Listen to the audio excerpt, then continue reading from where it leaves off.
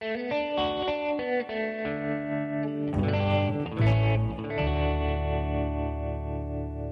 is History for Cocktail Parties with hack historians Thornton Kennedy and James Ottley. Welcome to History for Cocktail Parties. My name is Thornton Kennedy. And I'm James Ottley. And we are wrapping up our series on the assassination of Abraham Lincoln. So, James, just a quick refresher for our listeners. We have set the stage for April 14th, 1865, and Ford's Theater. General Robert E. Lee has surrendered to Ulysses S. Grant at Appomattox. That was April 9th. Richmond fell on April 3rd. The Civil War, for all intents and purposes, has ended, which is what sets one of the most famous actors in America, a Southern sympathizer named John Wilkes Booth, on this path to assassinating the President of the United States. And as you mentioned, the initial plan was a kidnapping, but when Lee surrenders and Richmond falls, it changes into an assassination plot. That's right. And so, James, can you tell us who are our characters? Yeah, exactly. Well, of course, obviously, President Lincoln and his wife, Mary Todd Lincoln, who apparently is not very much fun to be with. In fact, the Grants, General Grant and his wife, Julia, have turned her down to go to the play that night at Ford's Theater. That's interesting that John Wilkes Booth initially thought the Grants were going to be there. That's right. And they were invited, but Julia wasn't having any part of it. And they went down a list of possible guests until they get to... That's right. And everybody kept saying no, but they get to Major Henry Reed Rathbone and his fiancée, Clara Harris. Major Rathbone's a minor diplomat. Clara Harris is the daughter of Senator Ira Harris, of New York, who's a big abolitionist, maybe one of the first in Congress. And he does accept the invitation. Ms. Lincoln and Clara kind of they're friends and almost have a mother-daughter type relationship. Interesting. Yeah. John Wilkes Booth, of course, the famous actor, white supremacist, mastermind of the plot to now kill Lincoln, and his co-conspirators, a guy named Lewis Powell. He's a co-conspirator. He's assigned to kill Secretary of State Seward, right? There's co-conspirator David Harold, we talked about a rugged outdoorsman. He knows the back roads of Maryland, right. And he's going to help John Wilkes Booth survive in the woods in their journey south in the getaway after the assassination. There's also George Azarat. He's the third co-conspirator, and he's assigned to kill Andrew Johnson, the vice president. Those are our characters. Indeed. I'm excited to get back into it. But first, our signature cocktail, the Booth Slip. This is a rye whiskey, little Grand Marnier, a little vermouth, and it is appropriately lethal. And we are only having one. As y'all know, we had to take an episode off because of the Booth Slip.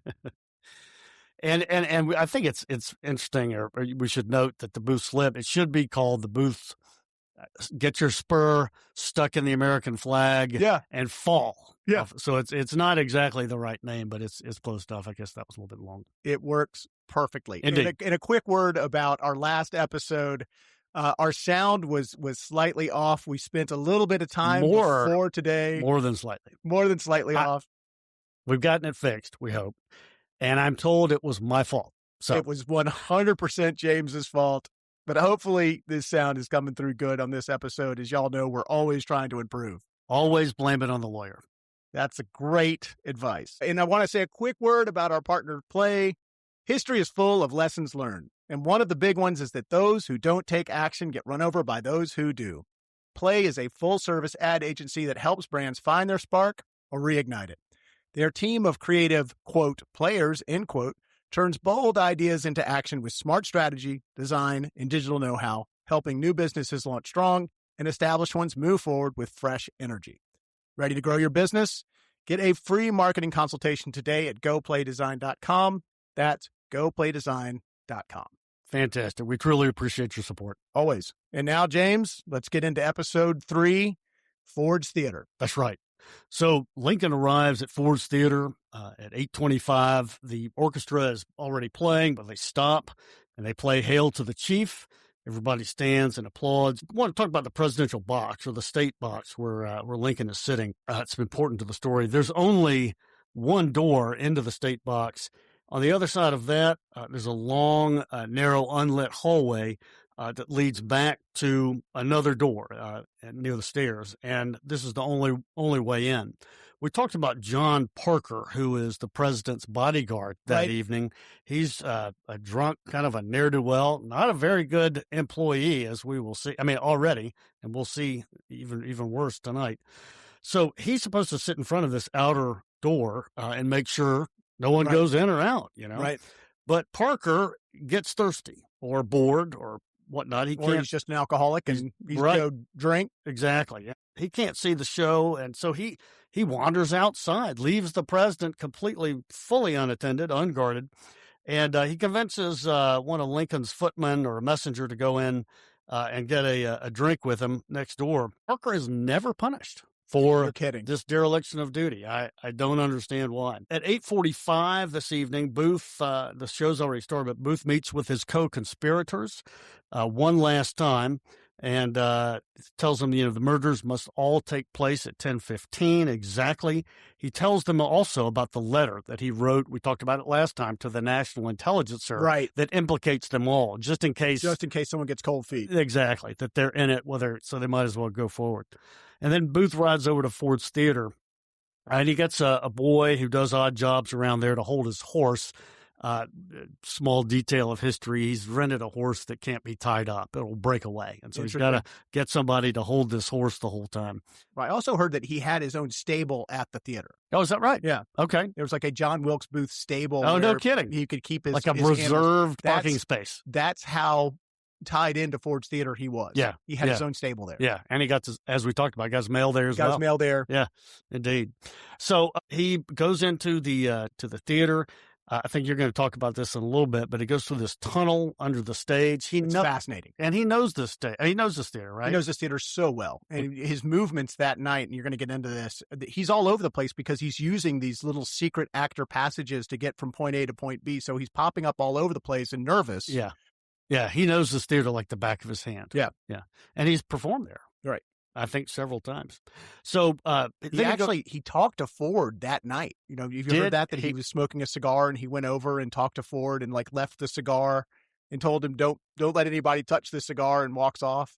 Come on. Yeah. No, I did not hear that. Yeah. Interesting. So he goes, after going to the theater one last time, he goes back over to this tavern next door. He was getting, he went to the tavern several times that night. I guess just stealing himself. Yeah, probably so. And apparently I read that Parker, Lincoln's bodyguard, was actually at the bar, right, when he was there, and sipping on a beer or whatever, just a few feet away, right, And so at 10 p.m., he sees Parker still sitting there. Well, that's interesting because I had read that during the intermission, the saloon filled up, but when the play started again, it emptied out. Okay, so John Wilkes Booth was essentially in there by himself with the bodyguard. Crazy. So he heads back over to Ford's Theater. He walks up the stairs to the second floor and he approaches this outer door, which leads into the narrow hallway. And he sees a White House messenger who is sitting there, but he's not armed. He's not a bodyguard. He knows that Parker's still at the bar. So he gives this messenger one of his calling cards. That's how he gets by him. Just doesn't even, He's John Wilkes Booth. That's right. The George Clooney effect. He walks up and says, "I'd like to say hello to the president." This starstruck young man. Lets him pass on through. So he goes through the door to the hallway, closes it behind him. And one of the things that he's done that afternoon was he's broken a music stand. He's got a pine bar. I mean, really meticulous plan. Crazy. He's got this pine bar that's kind of hidden on the side. And he's also made a small hole in the mortar on the wall to kind of make a pry bar, not a pry bar, but to pry it in. So it's up against the wall, and then the other end is up against the door. And he lowers it down, and the door is jammed like a lock, kind of using that piece of wood, and he's hidden that hole under the wallpaper. It's crazy. Yeah. He's also bored a small hole in the door to the president's box, and made a little peephole. And he looks through the peephole. He sees Lincoln, Mrs. Lincoln. He sees Major Rathbone and his fiancée Clara sitting beside them on the other side of the box. And at this point on stage, it's the beginning of Act 3, Scene 2. And this scene, this is the play, Our American Cousin. We talked about it in detail on the last episode. And at this point in the play, quote, A pair of English gold diggers are conniving about how to marry off a girl to Asa Trenchard, a rich American bumpkin played by celebrated comic Harry Hawk, close quote. So Hawk is the guy that's going to deliver this famous line that Booth is waiting for in order to shoot. And he's waiting for this line because it's going to just, the audience is guaranteed to make the audience erupt in laughter. And that laughter is going to drown out the sound of the pistol. And so Booth is sitting there waiting. He's listening for his cue. He's been in this play before. He knows the play. He knows exactly where he's supposed to be. Exactly. Where the laugh line is. It's chilling, isn't it? To think about him just standing out there looking in. Waiting for that laugh line. That's exactly right. So Harry Hawk is on the stage. There's still other actors, on there, but he's waiting for this exact line. And so once Harry Hawk is on stage, he opens the door quietly and goes into the president's box. He's behind them, and so nobody can see. He goes in unnoticed. Nobody sees him. And so he's so close to Lincoln at that point, he could touch him on the shoulder. Oh, my gosh. That's chilling. It really is. And so back on stage, Harry Hawk delivers the famous or funny line, quote, "You sockdologizing old man trap," close quote. And the crowd just erupts. Exactly. I have no idea what that means. Well, I had to look it up. Thank God. You knew somebody would. So sockdologer, what that means, it's a 19th century slang word meaning to deliver, to sockdologize, I should say.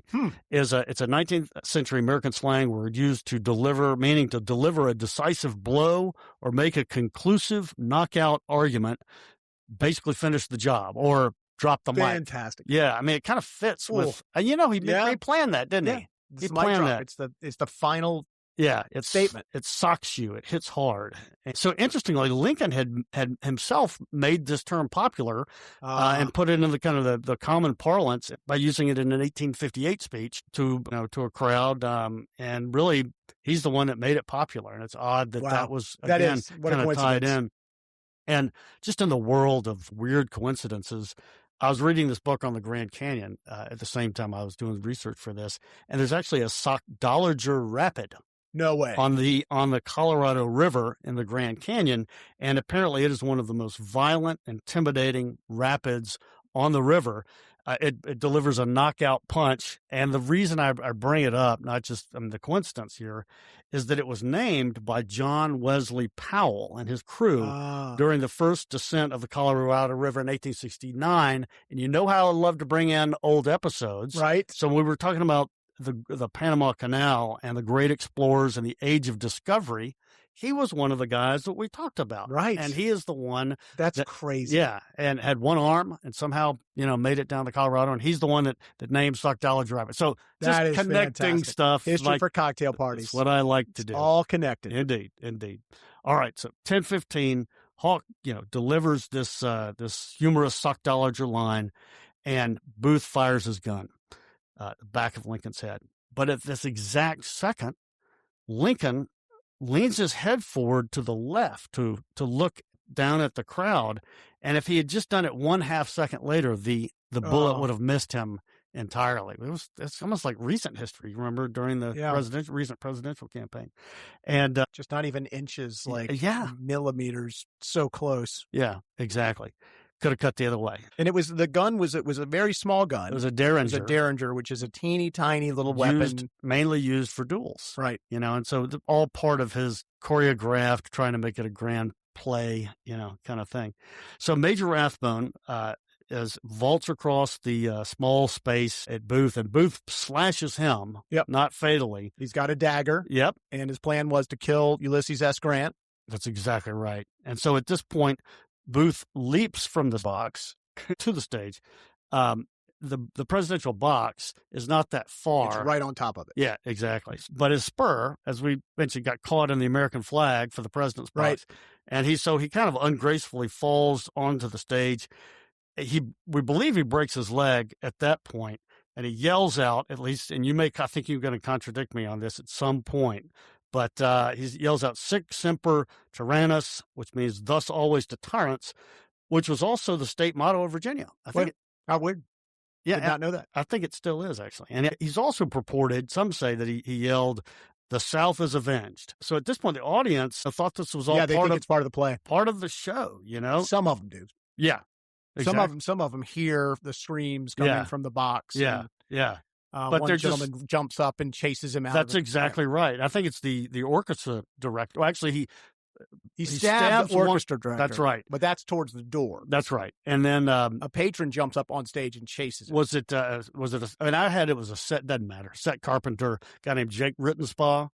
Anyway, both get to the door at the stage door at the same time. He stabs this guy. He jumps back, runs through, jumps on his horse. Booth does. And he kicks the kid that was holding his horse. I mean, he kicks him in the head. Right. Or pistol whips him or something, jumps on his horse and rides to the Navy Yard Bridge where he's going to try and cross. And we talked about last time that's going to be kind of tough because you can't cross the Navy Yard Bridge. Exactly. And two quick points. Yeah. So the broken leg is in John Wilkes Booth's diary. Okay. He wrote that he broke his leg when he leapt and caught his spur in the flag. Multiple people, including the man that chased him, said that he ran out of the theater. Now, it doesn't matter if you have adrenaline. If your fibula is broken, right, you're not running. Right. It'd be very hard to do. So that's point number one.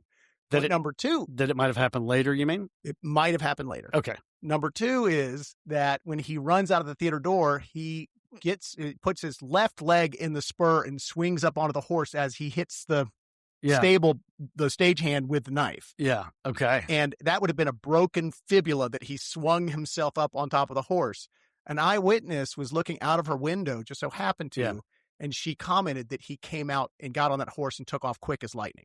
Got it. So there was no struggle. There was no point that he seemed like he was in any kind of discomfort. Yeah. He ran across the stage, got on his horse, and took off.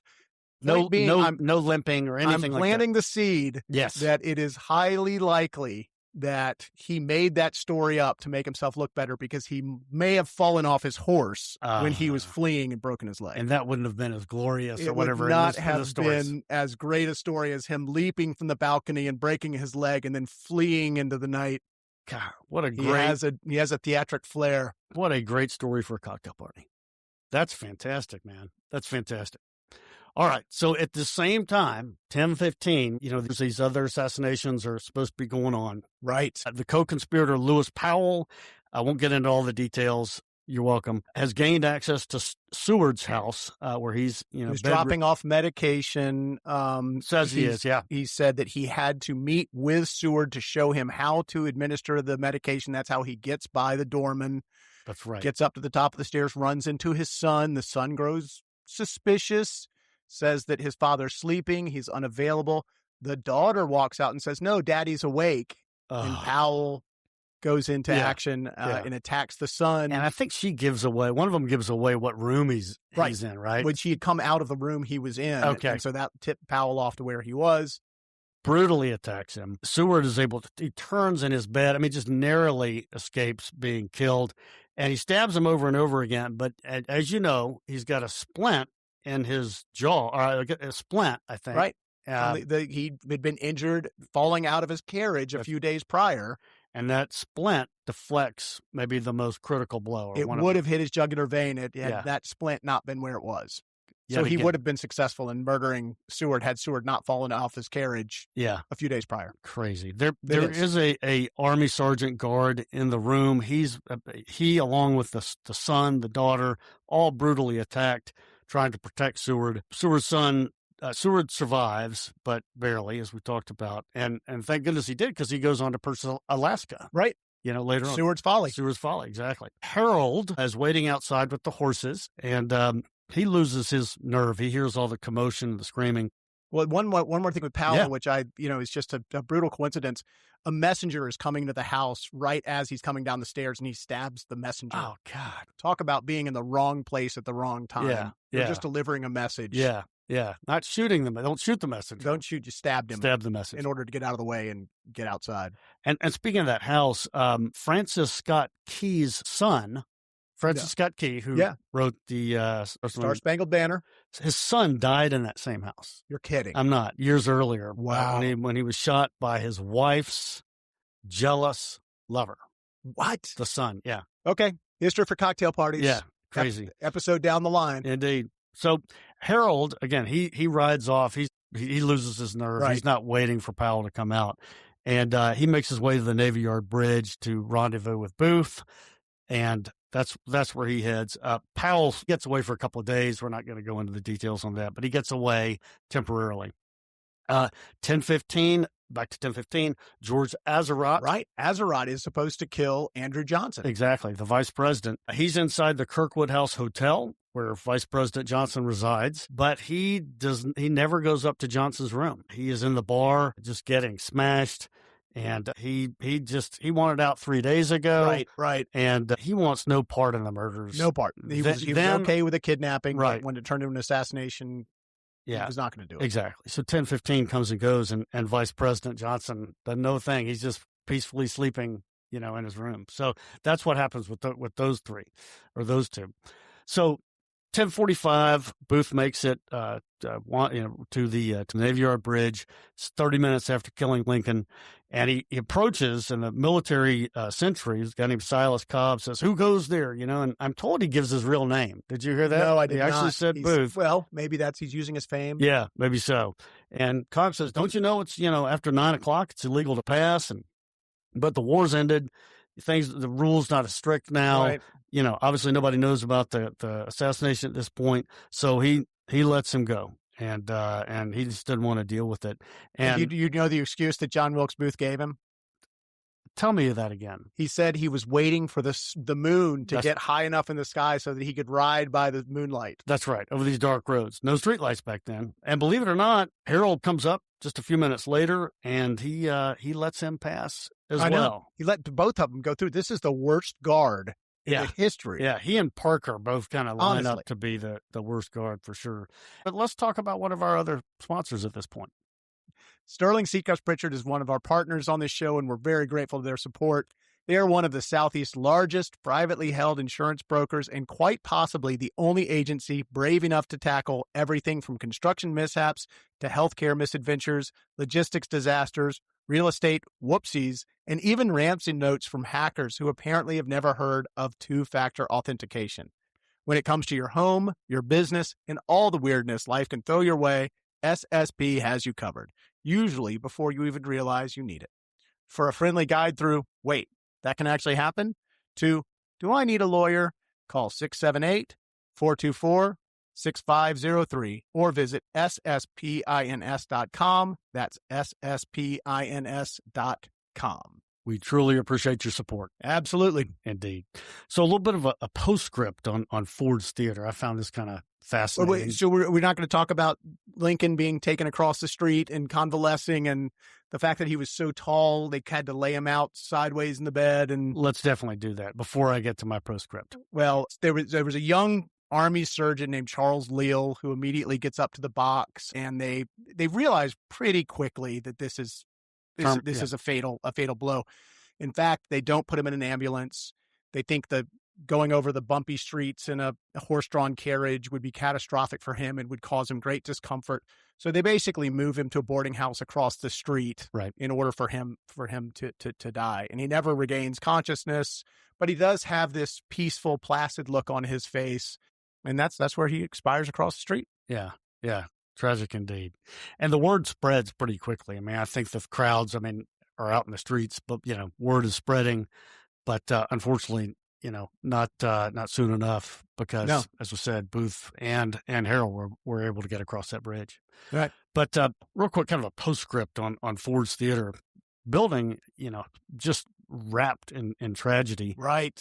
The crazy stuff. Formal name of the Ford's was the Ford's Opera House. It was originally converted from a Baptist church. Wow. Yeah. Did not know that. And in fact, that alley where he rode out, where John Wilkes Booth rode out of, and also called Baptist Alley. That's why. That's interesting. I did not know that. I saw that in my notes, but until you just said that, I had no idea that's why it was called Baptist Alley.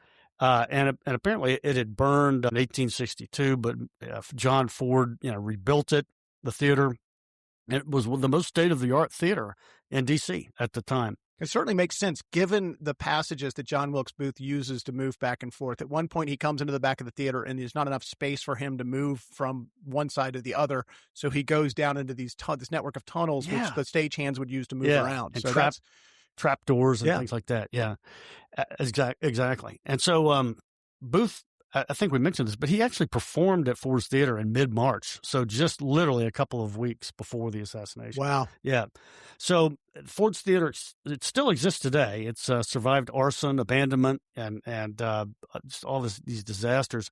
Right after the assassination, Edwin Stanton vowed that it would never serve as a place of public entertainment again. So he surrounded it with guards, ordered it closed, even confined the owner, John T. Ford, to the old Capitol Prison for 39 days, thinking he maybe had some. They rounded up a lot of people. They weren't. They were just. Well, we'll get into this with a manhunt for John Wilkes Booth, but it was 100,000 troops.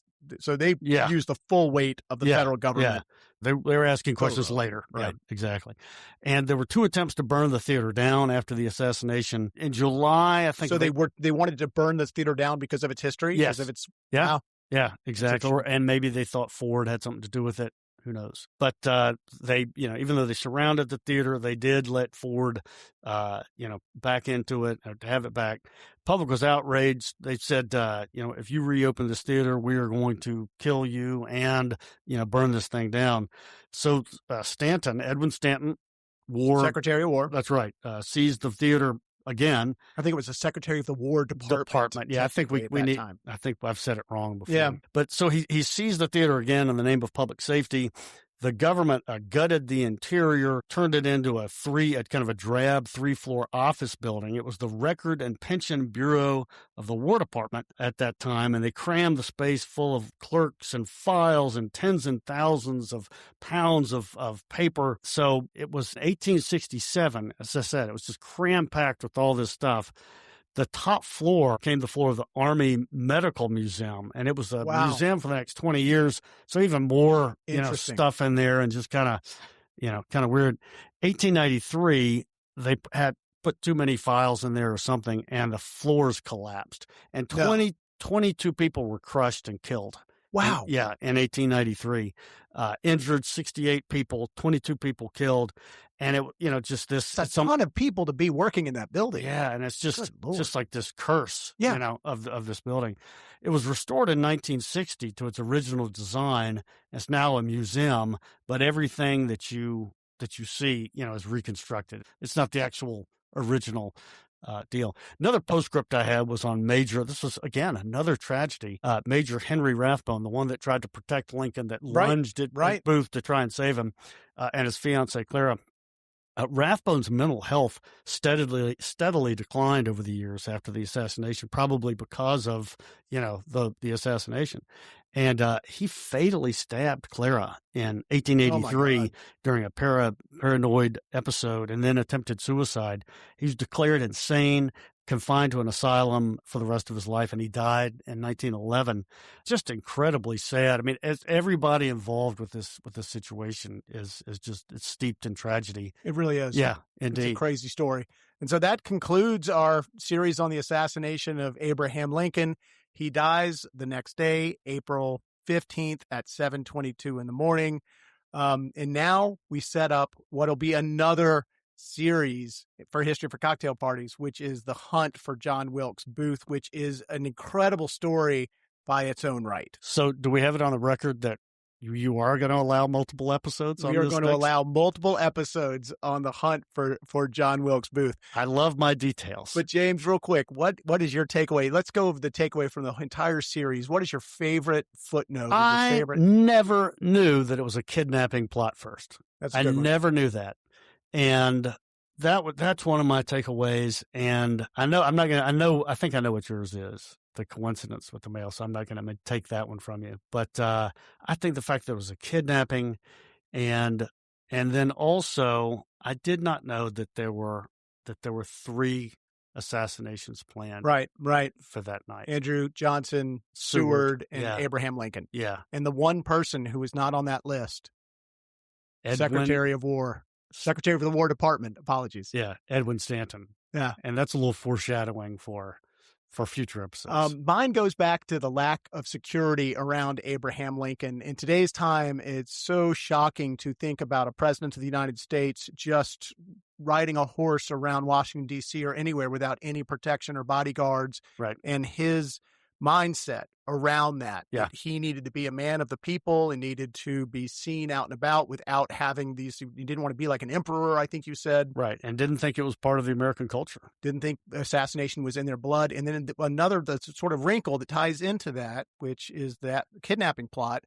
Apparently, John Wilkes Booth had scouted the route that he would take from the White House to the soldiers' home, which was kind of like Camp David at that time. It was a retreat for the president for the kidnapping. Mm-hmm. And one night when Lincoln is out riding his horse from the White House to the soldiers' home, there is a rifle shot, and his horse takes off. He loses his hat, gets to the soldiers' home. The guard, what happened, sir? And he says, well, a gunshot started the horse.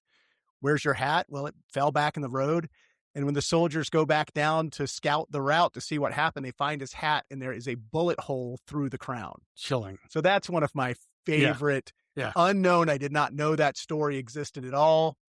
Fantastic. Interesting stuff. So we hope you enjoyed our episodes. If you like them, comment.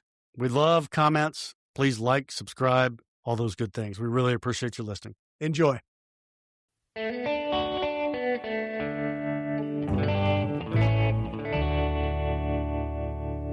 This is History for Cocktail Parties with hack historians Thornton Kennedy and James Ottley.